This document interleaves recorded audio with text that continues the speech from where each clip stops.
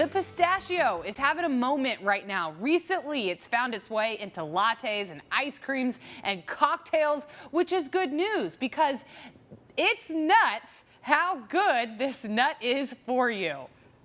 We are keeping our eye on ag now with the American Pistachio Growers. We're over here at the Sierra Nut House, and I'm here with Judy Hirigoyen, and you guys just wrapped up your harvest, and it looks like you harvested more than 884 million pounds of pistachios. So let's talk about how you guys keep the pistachio in the forefront of everybody's mind. How do you make sure that you don't end up with a surplus at the end of the year?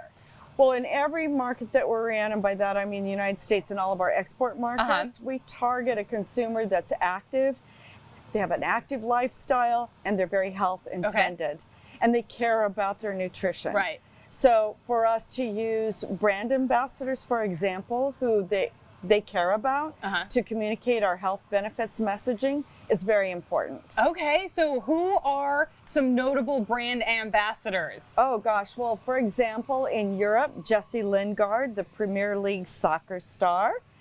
Mark Cavendish, he's one of the greatest pro cyclists in the history of the sport. Right here from California, big mountain snowboarder Jeremy Jones, who was also the National Geographic Adventurer of the Year, and Vicky Losada, who might be Europe's greatest female soccer player ever.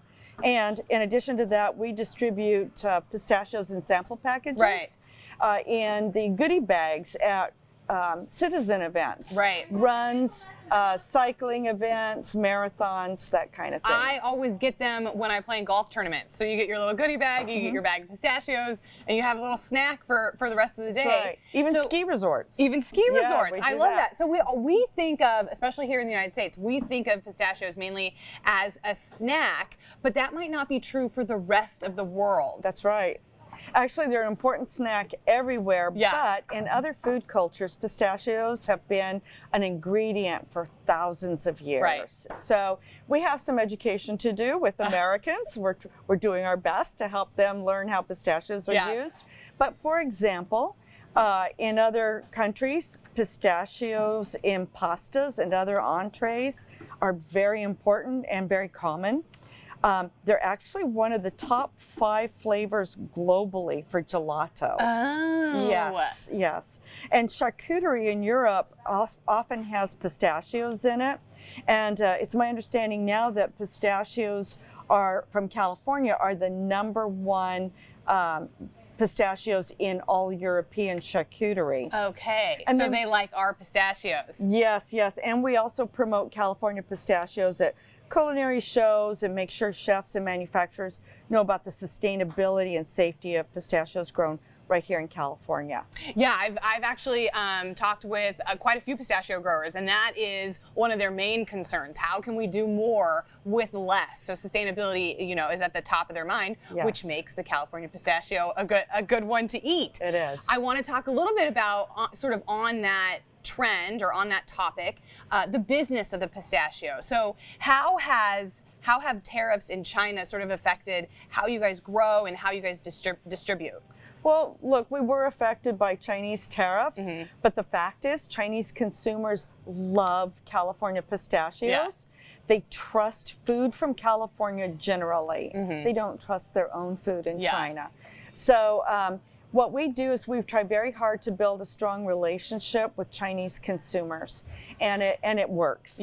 We take Miss California to China with our own growers to meet Chinese consumers where they are, in malls, in grocery stores, in media events. And so the Chinese consumer has become familiar with our own California farmers, and that's really helped to build a trust level there that is fun, and it's great for our growers also to meet their end consumer in China. I love that partnership. In the Central Valley, it's easy to take for granted, driving by the produce that you eat every day and, meeting the growers. So I love the partnership between Miss California and the pistachio. Back to the health benefits of the pistachio. So you were telling me a little bit off camera about a recent study that came out that talks about how the pistachio can help fight those free radicals, antioxidants. So tell me about that. Well, this is really exciting news out of Cornell University. It was just published that pistachios are actually not just high in antioxidants, but very high in antioxidants.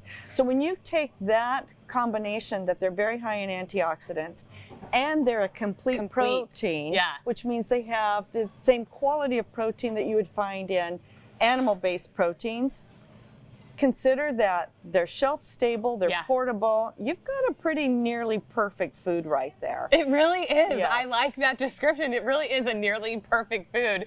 And it is really important that it's shelf stable because so much of the produce and commodities that we consume, if they're healthy, you have to eat them, almost immediately. Right, or cook them. Or cook them. Yes, and neither is the case with pistachios. But we can cook the pistachio, and there are many recipes available. So if we want to learn more about the amazing pistachio and ways that we can incorporate it to our lifestyle and our cooking, where can we do that?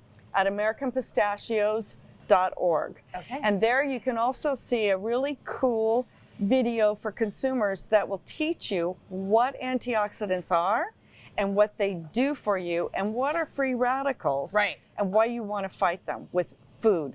Food is medicine. Okay, perfect. Well, Judy, thank you so much for helping us keep our eye on ag. We appreciate it.